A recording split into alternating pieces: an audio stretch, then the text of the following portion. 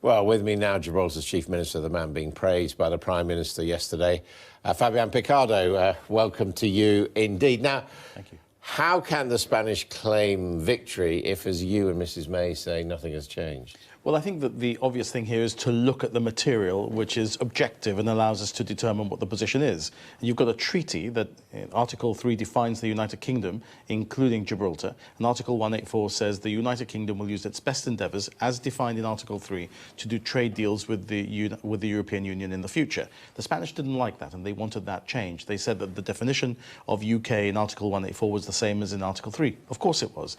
There's a clarification given by the United Kingdom saying that there is no obligation to read the United Kingdom in that way in the context of the trade deals. Yeah, but see, that's the point, because I saw that on Saturday night, and, you know, I'm not a lawyer, but reading it to me, it seemed to be saying that, yes, Gibraltar could be left to one side in any future trade arrangements. No, you see, you've got to read the whole thing. So there's no obligation or presumption, but that's without prejudice to the fact that we are negotiating for Gibraltar.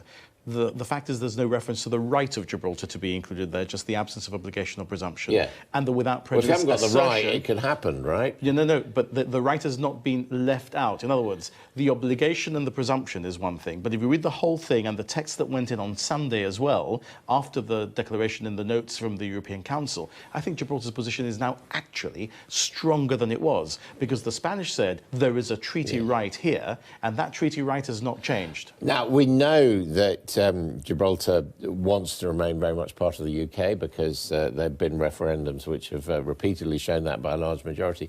But we also know by a very large majority that Gibraltar didn't want the UK to be leaving the EU. So might there actually be circumstances where it suits Gibraltar to be separate from the rest of the UK in terms of negotiating a closeness to the EU in trade terms? No, let's look at this in detail. Why did Gibraltar vote 96% to remain in the European Union? Is it because we're particularly enamoured of the EU and its institutions? It looks that way. Well, look, I'll tell you what, in the last 2 years, they did everything possible for us to fall out of love with them, given the way that they've treated us. But we did not vote to stay in the European Union because we love the European Union. We voted to stay in the European Union because we knew that that was the only way that we stopped Spain from having a veto when the time came for new trade deals to be negotiated. Not as a result of the withdrawal agreement, because nothing has happened this weekend which gives Spain an advantage, whatever Pedro Sanchez So Spain may say. has got a veto now? It's got a veto, thanks to the Brexiteers and everyone who voted to leave the European Union, because under the treaty to establish the European Union, the Maastricht Treaty and the Lisbon Treaties, once there is a new deal being negotiated, that has to be approved by unanimity. But it has one veto. In other words, it can veto the trade deal between the United Kingdom and the European Union, and the United Kingdom in that context will include Gibraltar. But it can't cleave Gibraltar away from the United Kingdom. That's the difficulty that we saw coming 2.5 years ago, and that's why we voted to remain in the European Union, warts and all, and it has many. So do you now support Mrs May in asking Parliament to back this deal?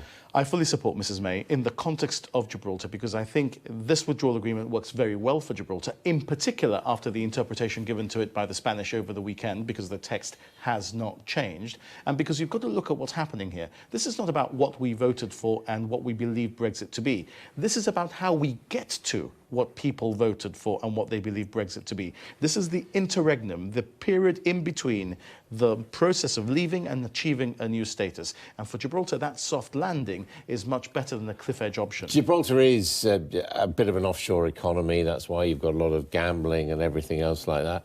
Do you think in the long run that's sustainable, or will you have to come more in line with general international law? Well, I don't think that we are an offshore economy. We're entirely in keeping with the G20 principles, the OECD principles. We have the same rating as the United Kingdom when it comes to all of the assessments that are made in that respect. We're accepted by the code group of the European Union not to have harmful tax measures. But you know what people say, it's a centre for gambling and smuggling and all that. Well, I mean, it's no more of a centre for gambling than the United Kingdom. The United Kingdom has more online gaming companies established in the UK than in Gibraltar. There's only 20 odd in Gibraltar. They're the 20 biggest and most reputable in the world.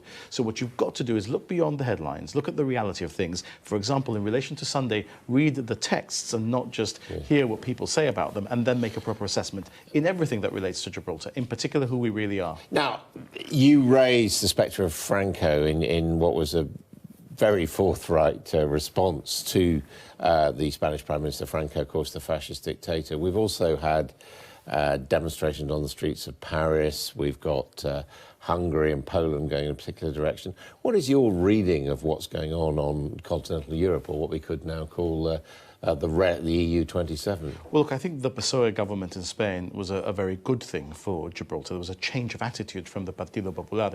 But on Saturday, Pedro Sanchez looked like somebody else. He didn't look like the socialist prime minister that so many Gibraltarians thought was going to mark a change. He came out pretending that they had achieved a great triumph in relation to Gibraltar, as if that was the most important thing in Spain at the moment. Believe me, I read the Spanish newspapers every day. It's not the most important thing in Spain at the moment. It seems almost like a diversion ahead of the Andalusian regional elections. But if you look at the whole panoply of Europe, as you've asked me to do, there does seem to be unrest of all sorts all over the continent. And it's not the comfortable place that I grew up in. It's not the place that seemed to be looking towards a more peaceful future. It's more fractured. I think the leadership of Donald Trump in the United States assists that fracture. And this is a much more dangerous world in which we live. I mean, how do you read what Trump said about Britain not getting a good trade deal under this deal? Well, I mean, as I think I read on Sky News, it's exactly what Boris Johnson had said on Fox News a few moments before the president left the White House and before he stood in front of Marine One. OK, Mr Picardo, thank you very much indeed. We know that we've got lots of Sky viewers in Gibraltar. It's nice to have you here in the studio. Thank you so much for the Thank you. opportunity.